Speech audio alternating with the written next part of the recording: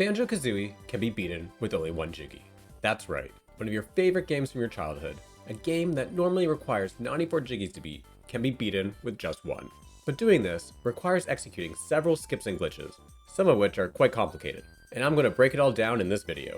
I'm Ty from Press A, and this is beating Banjo Kazooie with only one Jiggy.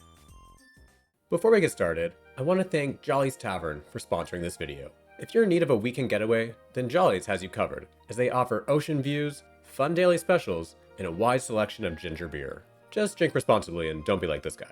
And if you like this video, you'll get 50% off on your next stay. That's a savings of one doubloon. Woo! So what are you waiting for? Book your stay now at Jolly's.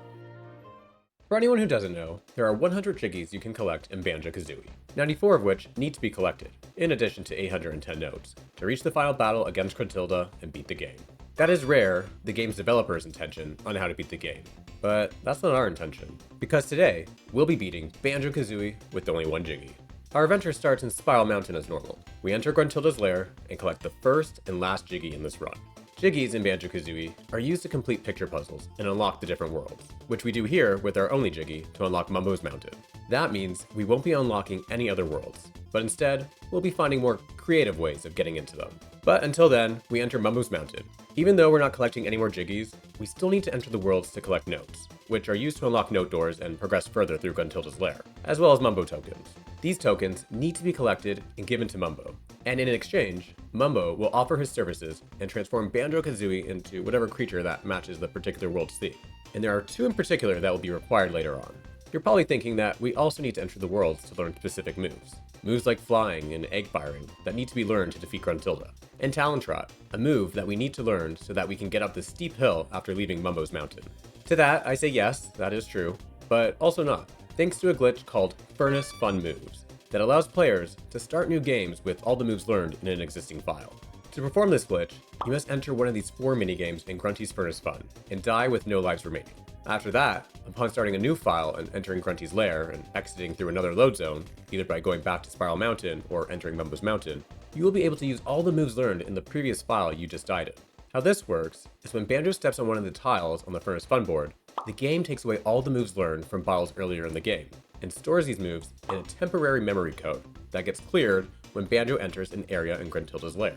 But if you cause a game over in a Furnace Fun minigame, the game thinks Banjo never re-entered the lair, and so the game fails to clear the temporary memory that stores Banjo's moves. It's a pretty powerful glitch, which is why you'll see separate speedrunning categories that either allow it or don't allow it. In our case, for the 80% category, which is beating the game with only one Jiggy, the Furnace Fun Moves glitch is allowed.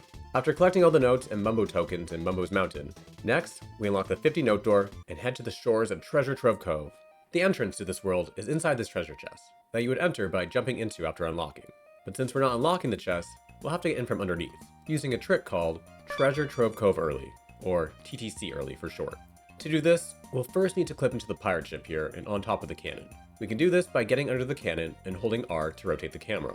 We'll want to be at the center of the cannon and a little right from parallel with the ship, and the camera pushing into the wall and zooming in on Banjo. Having the camera like this makes the game more laggy, and Banjo gains speed with lag, which makes clipping into the ship easier.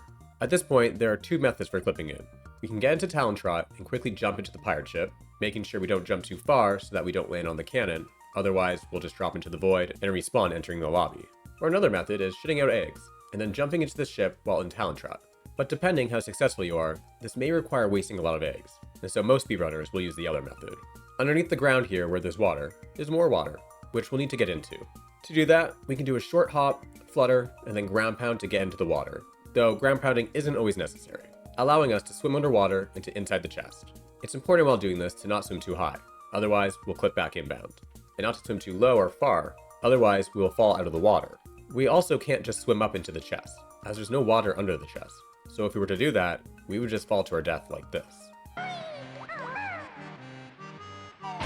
So to reach the loading zone in the chest, we need to roughly get ourselves in this area in front of the chest, and then swim fast, flutter, and then ground pound to get the height needed to hit the loading zone. Speedrunners make this glitch look easy, but it's very difficult. When making these kind of videos, I usually like to try performing as many of the glitches myself, just to get a sense of how hard they are, and I was at this one for a couple hours.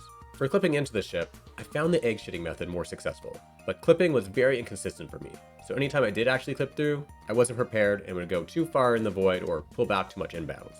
While that was definitely the hardest part of the trick, getting into the loading zone was also a huge pain, but eventually I finally did it. Once in Treasure Trove Cove, it's just collecting notes and Mumbo tokens like in Mumbo's Mountain. Between all the worlds, the goal is to collect 810 notes, as that's how many are needed to unlock the note door leading to the final battle, and 45 Mumbo tokens, as that's how many are needed between the two important transformations. The next world after Treasure Trove Cove is Clanker's Cavern, but we're going to skip that one for now. Instead, we'll unlock the 180 note door and head to the fourth world, Bubble Gloop Swamp, where we need to perform a trick called Bubble Gloop Swamp Early, or BGS Early for short. BGS Early is a lot more complicated than TTC Early, and if you know your Banjo Kazooie speedruns, then you'll know it's because of what are called bit clips. The following information was taken from Asmi's Guide on bit clips, which can be found on banjospeedruns.com. A bit clip is a glitch that allows players to clip through solid geometry, like walls or floors, by exploiting floating point precision errors in the game's coordinate system. How this works is the floor in Banjo Kazooie is entirely made up of triangles, where the game uses a barycentric algorithm to tell if Banjo is above any triangle. But if you're at very specific points on the seams of some triangles, the algorithm will fail to detect Banjo on either triangle adjacent to him, due to rounding errors. This creates gaps in collision that Banjo can fall through. However, bit clipping also requires having enough speed to pass through these gaps, and so the easiest way to pass through them is by beak busting. But what makes it complicated and difficult is that bit clips require a 100% consistent method of getting to the clip spots, as even moving 0.00001 units too far in any direction will cause the bit clip to fail. And so speedrunners will use visual cues in a variety of different movement options. Movements like talon trot pause, beak barges, claw swipes, and punch cancels, in addition to direction and angle changes, and pausing on certain frames to get them in the exact spot they need to bit clip. In the case of BGS Early, the setup used to look like this. It required one consistent bit clip setup near the entrance of the lobby, and then an extremely inconsistent out-of-bounds swimming strategy to reach the loading zone, similar to the TTC Early trick. But in mid-February of 2025, one of the biggest players in the Banjo Kazooie speedrunning community, TSR Stormed, found a new setup that is now used in runs. The new setup requires 2 long beak barges when entering the lobby, and then going into Talon Trot and holding right all the way through the swamp until reaching this hut, which is the world's entrance, and then pausing on one of 3 possible frames. Then it's a series of very precise movements and direction and angle changes to get set up in the exact spot needed to beak bust through the floor gap here, where all that's left to do is roll and jump into the loading zone. I won't be discussing the specifics of the bit clip setups in this video, but as I mentioned, a player named Asmi has written a guide on how to perform all the bit clips used in Banjo Kazooie, which I'll link in the description in case you want to try and attempt them yourself. But just an FYI, this guide does not include the new BGS Early setup, and there are no tutorials on it as of yet. As you can imagine, performing a trick like this requires a lot of practice and dedication, and considering how long it took me to perform the TTC Early trick, I knew that I wouldn't be pulling this one off in a reasonable time. So I reached out to the current world record holder in this any percent run, Funderful, who allowed me to use his game footage in this video, because, spoiler alert, this is not the last bit clip in the run. After collecting the notes and Mumbo tokens in Bubble Gloop Swamp, next we need to unlock the 260 note door and head to the lobby of the 5th world, Freeze Easy Peak, where we'll need to perform, you guessed it, Freeze Easy Peak Early, or FP Early. If it isn't obvious, any trick used to get into a world without unlocking it will just be called X Early, X being the name of the world. At this point, you should have some eggs with you, as they will be needed to break the spider web here. From here, we then need to make our way to the world's lobby, activate the flight pad, and use the turbo trainers, a pair of running shoes that allows Kazooie to run at high speeds for a limited time, so that we can reach the flight pad before the timer runs out and it disappears. Once in the air, we'll then need to make our way to the edge of the ramp here, making sure as to not touch the ground, otherwise we'll stop flying. Holding the R button and wiggling with the joystick will help with getting in the right spot. Once in the right spot, we can then beak bomb to clip out of bounds. Beak bombing and flying requires red feathers, so make sure to have some of those as well. For clipping out of bounds, the key is to have the camera pointing downwards at Banjo as much as possible, and we'll want Banjo facing towards the 450 note door. Once out of bounds, we can then turn around towards the world's loading zone and fly into it. I unfortunately cannot pull this off. I thought I had myself in the right spot with the camera above Banjo, but I think I only clipped it maybe 5 times, and every time I did, Banjo took damage and then I wouldn't be able to fly once out of bounds, so I would die and respawn. After about an hour, I stopped trying because it was starting to feel like animal abuse. I should point out that performing this trick without the Furnace Fun Moves glitch wouldn't be possible, as the turbo trainers wouldn't be unlocked until reaching Gobi's Valley, and Beak Bomb is learned inside Freeze Easy Peak. It is actually possible to reach the flight pad without the turbo trainers, through lagging the game by constantly pausing, But Beak Bomb is still required for clipping, which again, is only learned inside the world we're trying to get into. At this point, you know the drill. The notes and memo tokens are collected, and we move on. The next world after Freezeezy Peak is Gobi's Valley, but like Clanker's Cavern, we're going to skip this world for now, unlock the 350 note door, and head to the 7th world, the spooky Mad Monster Mansion. Getting into Mad Monster Mansion without unlocking the world means we have to do one of our favorite things again, bit clipping. But before we start the bit clip setup, we first need to break the gate that leads to the crypt. We'll need to access the crypt after we're done with Mad Monster Mansion, which we can only do as a pumpkin, and a small little pumpkin isn't capable of breaking down a gate, so we have to break it down with Banjo beforehand. Next, we need to re-enter the world's lobby, so that we can reset Banjo's position to the exact position we need to start the very precise bit clip setup, as entering a new map will always put Banjo at the same location every time. Instead of backtracking to leave the lobby and then re-entering, we can just jump out of bounds here into the void, which respawns us at the entrance faster. For some reason, there's an invisible floor here that we can flutter and beak bust to get onto, and then from there, just jump on top of this ball of the gate and into the void. And then just like BGS early, it's a series of movements, pausing on certain frames, and direction and angle changes to get Banjo in the correct spot to beak bust and bit clip into the world.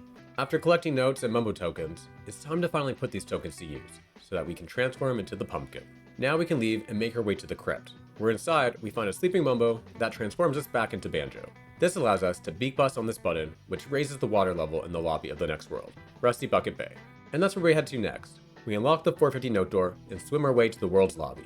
But we won't be entering Rusty Bucket just yet. We will first raise the water level 2 more times so that we can reach the 640 note door. We don't actually need to raise the water to the highest level to reach this note door, but we'll see why it's important we do shortly. At this point, we've only been able to enter 5 worlds. And given there are 100 notes exactly in each world, that means even if we collected all 500 notes between each of these worlds, we wouldn't have enough to unlock the 640 note door. But the good thing is, we don't have to. Instead, around the corner from where the note door is, we can get into Talent Trot and Ledge Clip, which involves getting Banjo into a specific position near a ledge or corner. And because of how the game handles collisions between slopes, walls, and edges, with enough downward speed, we can clip through here. And since we raised the water level, we can simply just swim to the back of the note door and jump through behind, completely skipping the door. Now we're in the lobby area of the final world, Click Clock Wood, where once again, we need to perform a bit clip setup to get into the world. There is one obstacle though, unlike the other bit clip setups.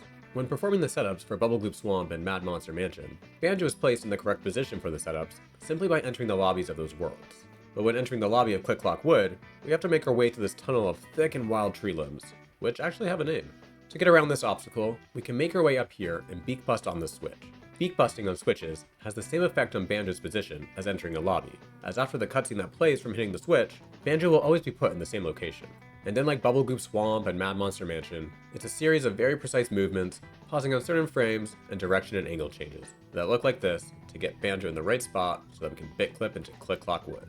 In Click Clock Wood, it's business as usual, as throughout the world's different seasons, we need to collect more notes and Mumbo tokens so that we have 25 tokens, just enough to go to Mumbo and transform into B Banjo. This is the most powerful transformation in the game, because for the worlds we skipped, Clanker's Cavern, Gobi's Valley, and Rusty Bucket Bay, worlds B Banjo was never meant to see, we can go back and complete them as B Banjo. This is known as the Reverse B Adventure. In case you didn't know, when you leave a world as one of Mumbo's transformations, at a certain point outside of that world, Mumbo's magic will wear off and you'll transform back into Banjo. The game has detransformation trigger fields scattered around Gruntilda's lair that activate once touched. This is a visual taken from a site called Banjo's Backpack that shows the detransformation trigger fields in the Click Clock Wood lobby. For each route, the first barrier is when Mumbo warns you that his magic is wearing off, and the second barrier is the one that actually transforms you back into Banjo. However, these and every detransformation field in Gruntilda's lair, with the exception of the entrance to Furnace Fun Room, is avoidable, and if we go around them, the game never checks again if you're a certain transformation. So that's what we're going to do. At the 765 note door in the Click Clock Wood lobby, we can clip out of bounds here. The game's collision mesh doesn't fully close off this spot, and beats Banjo's small hitbox makes it easy to pass through. All we need to do is press A once to get to the top of this nook, then hold forward and press A 2 more times, making sure to hold right after clipping as to not go too far forward into the void and respawn at the world's entrance. We'll then make our way over to this path and exit the world's lobby from here, completely avoiding the detransformation trigger barriers and allowing us to roam Gruntilda's lair freely as B Banjo. It's important to note that the detransformation trigger fields for the other transformations across Gruntilda's lair also apply to B Banjo. But luckily for us, the remaining 3 worlds don't have a transformation, and so we can completely avoid dealing with those. The first stop on our reverse B adventure is Rusty Bucket Bay. When we exit the Click Clock Wood lobby, we come into this room with water, which poses a problem for us. The tunnel that leads to the Rusty Bucket Bay lobby is underwater, and fun fact, B Banjo is the only transformation in the game that can't go underwater. Instead, when it touches water, it will automatically start flying. So to literally get around this problem, we can fly up and over this wall here and get out of bounds, as most of the ceilings in Gruntilda's lair don't have collision, or in some areas, there's no ceiling at all. We can then go down and hit the loading zone of the underwater tunnel. In this case, B Banjo can go underwater, because if you go around a water plane like we just did, and then underneath it, the game won't check again if you're underwater, which as we'll see later, means we can fly while underwater. However, if you spawn into a room with a water plane above you, like the lobby of Rusty Bucket Bay, then the game does check and will make you fly up and out of the water. Which is fine, since we need to do that anyways, so we can once again fly over a wall here and then hit the world entrance loading zone. At this point, we no longer need to collect Mumbo tokens, so from here on out, we're just entering the last 3 worlds to collect enough notes to unlock the 810 note door. Rusty Bucket Bay is annoying for a lot of reasons, but it's especially annoying for collecting notes, as the notes are scattered across many different rooms and areas. But as B Banjo, it's less painful, and you don't need to worry about falling to your death in the engine room. The next stop on our reverse speed adventure is Gobi's Valley. When leaving Rusty Bucket Bay, we can either clip out of bounds here in the corner of the world's entrance, and then make our way around to the loading zone of this tunnel, making sure not to go too far out of bounds, or we can just go across the room and go over the wall like before. In the next room, which is also full of water, we'll want to quickly make our way to the right of the room before the game forces us up and out of the water. Once we backtrack to the lobby of Gobi's Valley, all we have to do is land on one of the leaves and jump into a small hole at the top, which we can't see. Yes, there is a hole here that acts as another entrance into the world. There isn't a flat top of the trunk, and the only thing protecting the top are the leaves. And so there's just a hole in the middle where the stem of the leaves start, which looks like this. Fun fact, there's also a hole at the top of the entrance to Mad Monster Mansion. After grabbing notes in Gobi's Valley, the final spot in our adventure is the iconic Clanker's Cavern. To get there, we can just fly into this ancient pot, which leads us to this area of Gruntilda's lair, and then make our way back to the lobby of Clanker's Cavern, where all we have to do is fly over a wall like we did for Rusty Bucket Bay, and hit the entrance loading zone. And let me just say, Clanker's Cavern is fucked. Not for the obvious reasons, but because it's so broken. There's no ceiling, you can fly over walls where there are just entire gaps, you can clip into walls and around the water plane, and when you land on Clanker, B Banjo's flight is cancelled, allowing for a quick drop to the bottom. This happens because parts of Clanker's body were developed with a slippery or moving platform type of collision to prevent characters from standing. So when we land on Clanker as B Banjo, the game treats these parts of Clanker as a non-flyable surface, and forcibly takes B Banjo out of flight. And since the game doesn't think we're underwater, we can just drop straight down to the bottom without resistance. While I like to think we free Clanker here because we're good people, it's really just so we can go inside him and collect more notes. It's here I should say, I highly recommend watching Funderful's run in full, which I've linked in the description. It truly is mesmerizing to watch, and even more so in Clanker's Cavern, as there's a bolt cycle that players have to worry about. Clanker's bolt rises and falls every 10 seconds, so any mistakes made here are measured in 10-second intervals. In his world record run, Funderful achieves the most optimal cycle, which means he completed Clanker's Cavern the fastest you can do it in RTA. With Clanker's Cavern done, we finally have all the notes we need to reach the final battle against Grunty.